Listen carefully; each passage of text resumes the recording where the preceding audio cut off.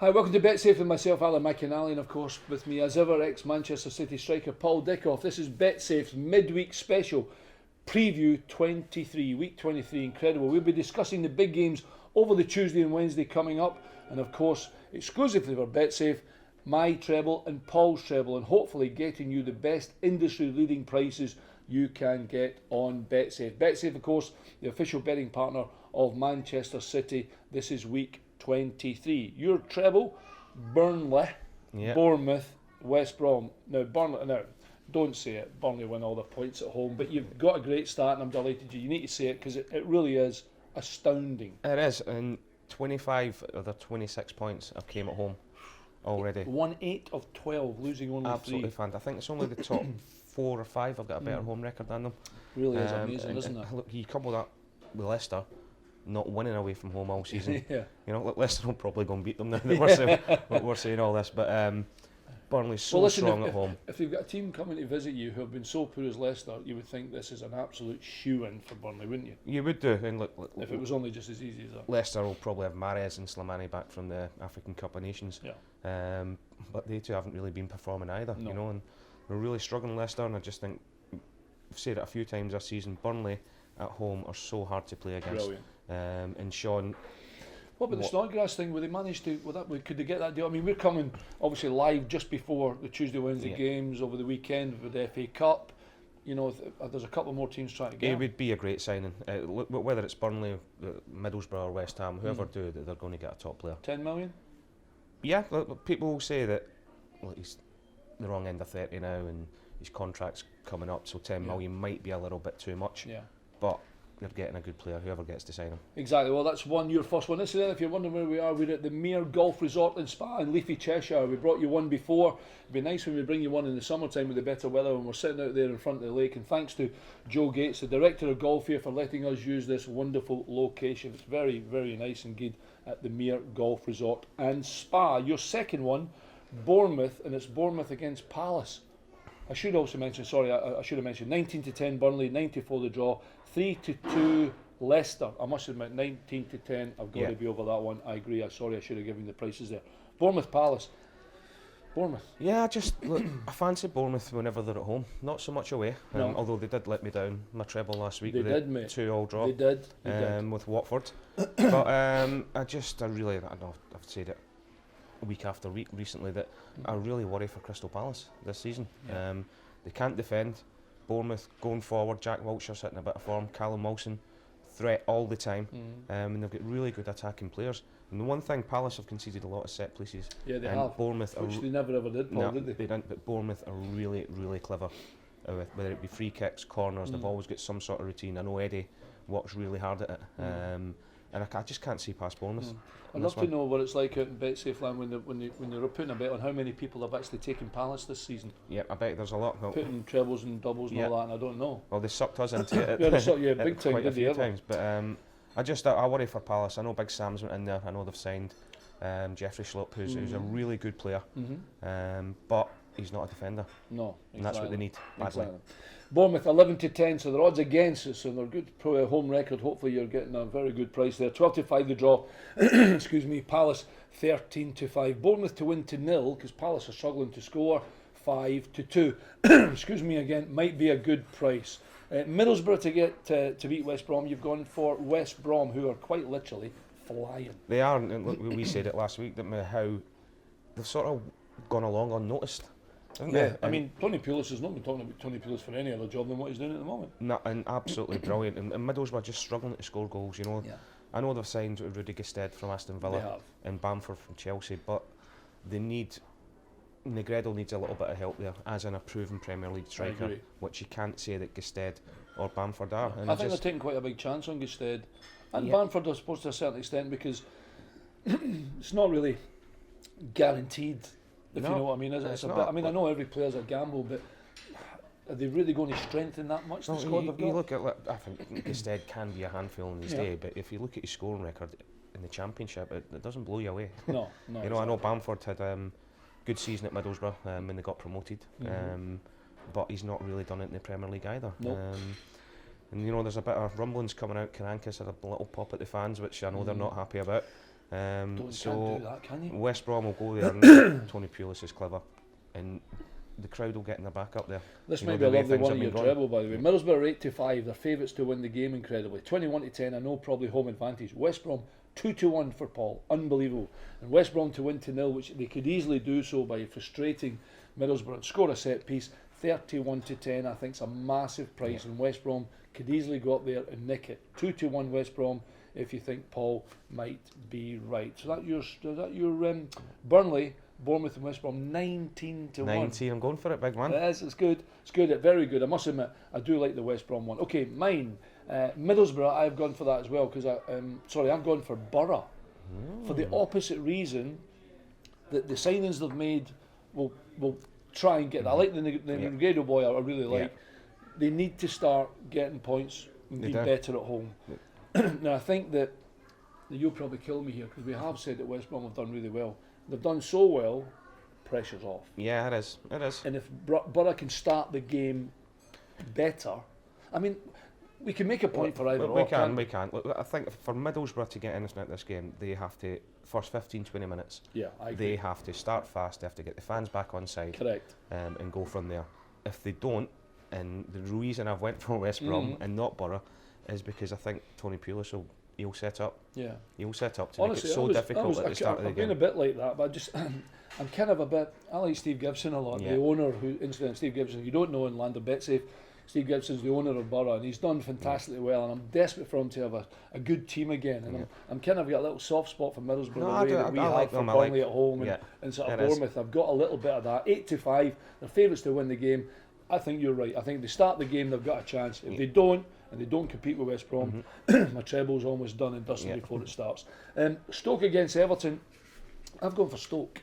Yeah, in good form at home. I think Stoke Everton. Yeah, I'm saying it again.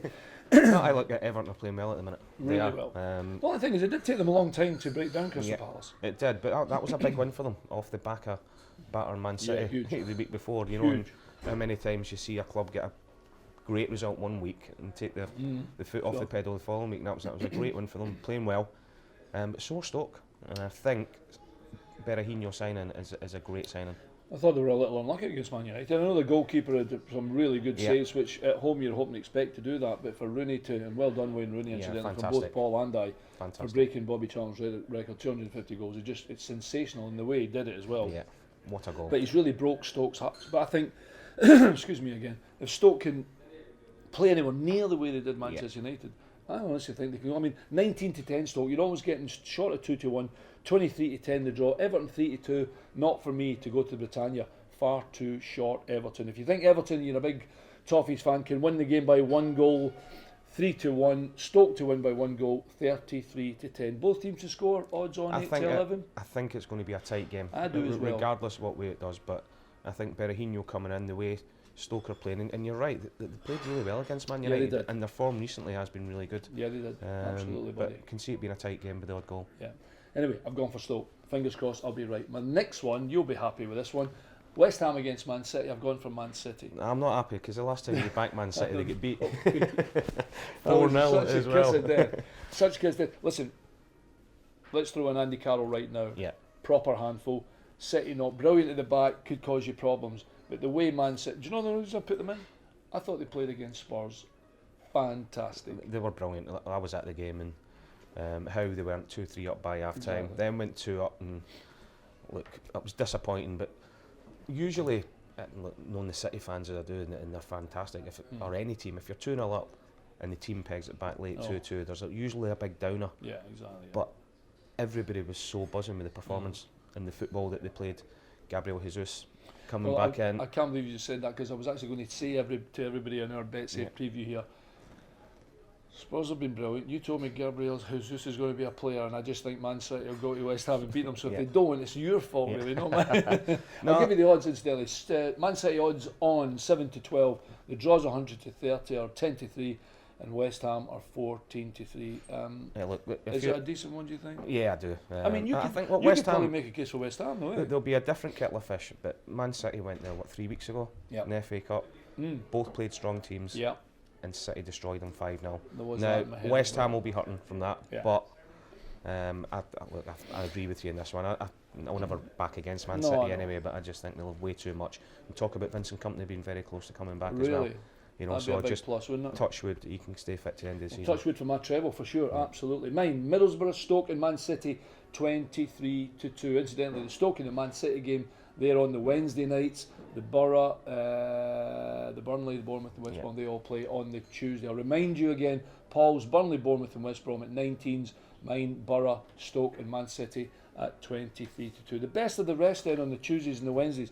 Liverpool, Chelsea. I couldn't touch it, to be honest. No, you would have to say Chelsea, the way Liverpool's recent form's been going. Liverpool's favourite 29-20, Chelsea 2-1. I know, but you know, you've got to fancy. I can't. Look, I know they went to Spurs a few weeks ago and lost 2-0, and people were saying how they're going to react. They've just been fantastic, haven't they? They've sorted out the Diego Costa stuff. I think Conte's handled that brilliantly. He has, actually. You know, leaving him out, then putting him straight back in, and he scores the goal that wins the game. But Liverpool have got to start picking up points with it being at Anfield.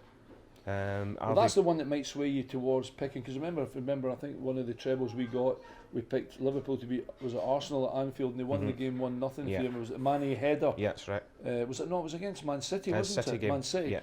But at this moment in time, I couldn't have dreamt of putting them in my treble now. No, not at all. You know, up until, well, in the league, up until the weekend, they'd only won one out of their last 7 games, and that was against Plymouth. You know, exactly. And you're expecting a Liverpool team. All right, Mane's gone away with the African Cup of Nations, and they have missed him. But you've still got Firmino, you've got Lallana, you've got Coutinho, you've got Sturridge, you've got Origi.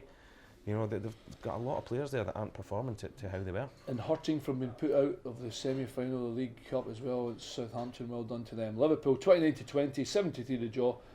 Chelsea 2-1. Arsenal versus Watford. Arsenal heavy odds on here, 3-13, 59-10 the draw. Watford 25-2.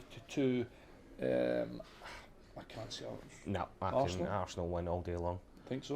You know, we speak about him every week. Sanchez is on absolute fire. Scoring goals.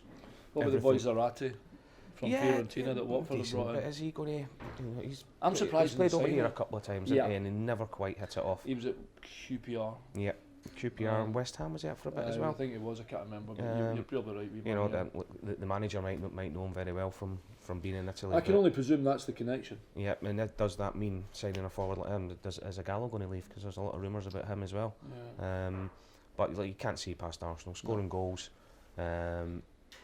Big win for them last week after going down to 10 men as well. Huge. What was Xhaka doing, by the way? You know, comfortably, and going to do something stupid like that. I wasn't going to mention this, but I'm kind of glad you did now, because Wenger, and I like Wenger, and I think it's too easy to give him stick because he's been there for so long and he's had the success he had. But he said he's good at coming back and getting the ball and spraying passes, but he's not really good playing in the middle of the. He's not really good tackling in the middle of the park. And I'm like, well, if you want, what did you buy for 25 million? Defensive midfielder.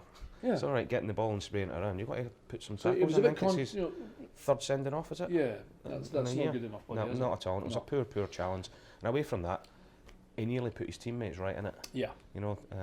Correct. But great character, great result, and you know what a pair Sanchez has got to chip the keeper in the 94th minute when you're down to 10 men. Different class. Brilliant. Sunderland against Spurs. 42-5. So you're getting over 8 Sunderland. If you're a Black Cats fan, you can only hope of hopes that something happens. 41 to draw. Spurs heavy odds on 40-11. Look, I feel sorry for Moisey. I really do. He's went in there with the promise of getting a bit of money to spend and strengthen his squad, and he's not been able to do that. And we say it every week: if Jermaine Defoe doesn't score, who does for them? I was going to laugh when you were talking about that. You've got Burnley, Middlesbrough, and West Ham wanting to spend 10 million in Snodgrass, and David hasn't got 5 million to buy £5 million players. No, I know, and it tells it, and it's no disrespect because I like the big man. They got on really well with him. When you're signing Julian Lescott on a free transfer, you know, and Joel's been a great centre half, absolutely, over the years. But that's what David's going to have to do. Well, I think Paul and I are pretty unanimous in the Spurs thing. 4-11 if you fancy Spurs. The game, of course, is up in the North East. You just never know. Manchester United versus Hull. Yeah, look, we'll say that Costas went into Hull and they put in a good performance at Old Trafford a few weeks ago, although they lost 2-0. But you just wonder with Hull, how are they going to spend the money that they got for Livermore and possibly Snodgrass?